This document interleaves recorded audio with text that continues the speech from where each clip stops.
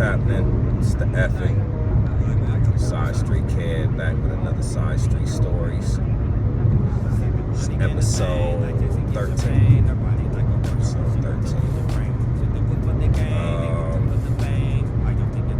I was trying to think where to go next with this one. Like I said, I'm still trying to tell them somewhat in order of era, at least. It's not, I can't keep them in order, like chronological order, but at least in order of era, like the 90s, the 2000s, the 2010s, something like that. So, we're still in the 90s, and this is early on. This is like when I first got there, right? Like, this story popped into my mind. So at this point in time, I have been staying in the dungeon for, I don't know, these many months, some shit like that, a couple, like, months.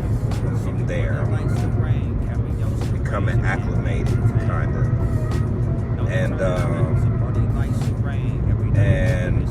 I'm not sure what was going on with the business side, but for some reason, LaFace rented out Kurt Tom's studio and put organized noise in there for like,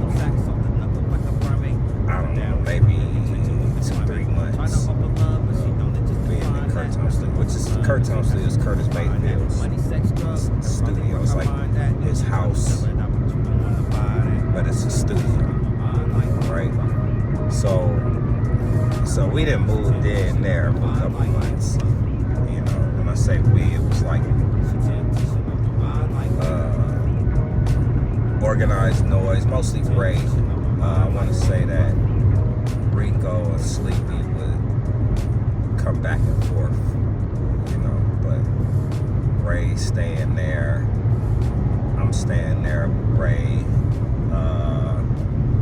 I want to say that's when Backbone first came around. It was like sleeping on the floor at the dungeon. Backbone, Cujo was there.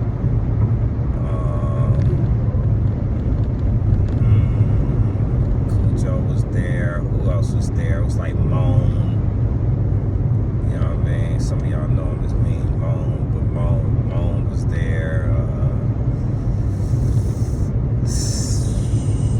I'm sure I'm forgetting a person or two. But yeah, we was all sleeping on the floor at Kurt Tom. So this one I'm really like kind of meeting people. Like this is when I meet CeeLo at Kurt Tom. I met Pretty Ken at Kurt Tom. I met T-Mo at Kurt Tom. Like I said, Backbone, who was Fat Crack at the time. So OutKast and Fat Crack, they was a group. I met them there at Kurt Tom for the first time. So this is like probably day one.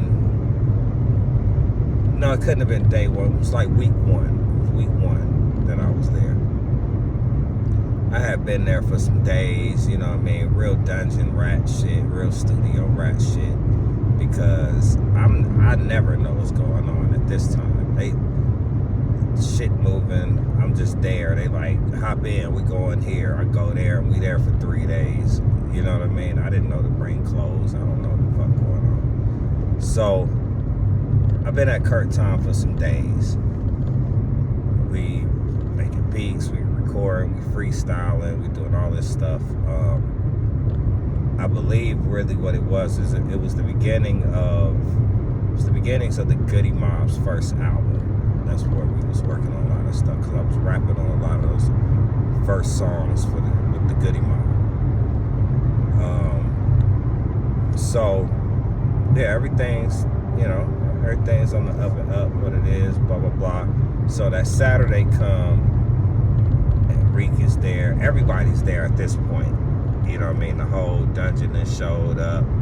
OutKast is there, Goody Mob there, all the surrounding artists and affiliates, right? So everybody's hyped because OutKast is doing one of their first like out of town shows, which they opening up for 8Ball and MJG at the Players Ball, right?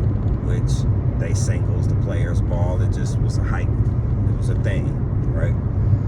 So Reek is like, yo, kid, you know what I mean? You gonna ride with me? We going to Tennessee. And I'm like, Tennessee?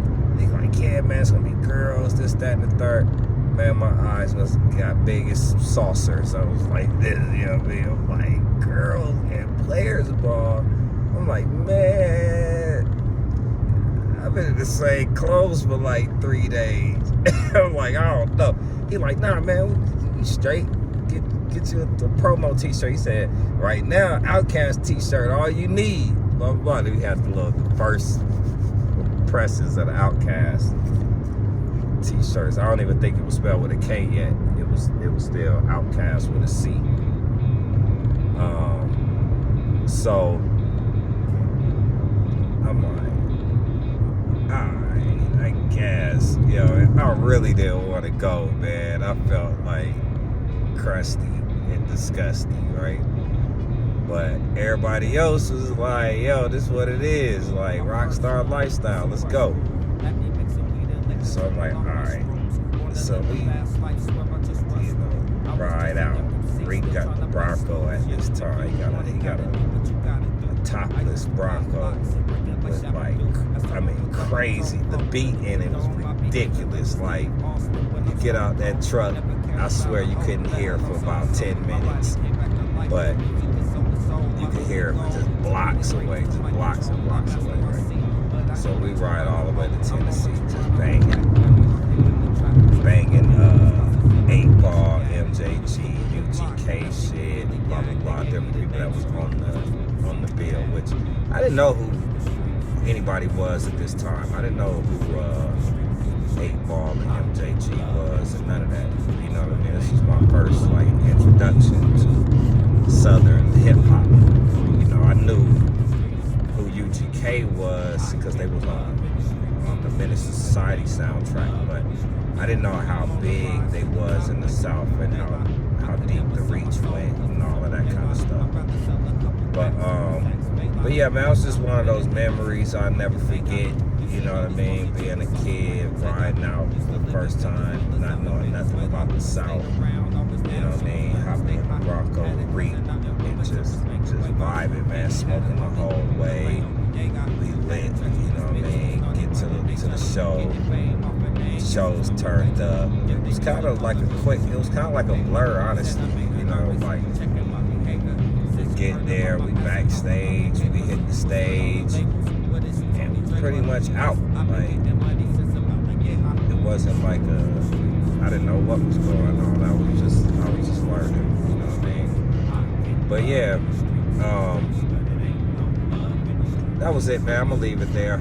Keep it short. I don't want to have these long ass story vids. Of course, I can always go into detail, but honestly, man, if y'all be watching it, like, drop me a comment or something. I'm trying to get my algorithm up. You know what I mean? You can always ask some questions in the comment if I didn't cover something, or if there's something you thought of that you wanted to know or whatever. Drop me a comment on. So, you know, yeah, hit me up. Any questions you might have, feel free. You know what I mean? Also, check me out. I got music online. SideStreet, Ep.13. I got albums, singles, mixtapes, all kinds of stuff. Mostly on,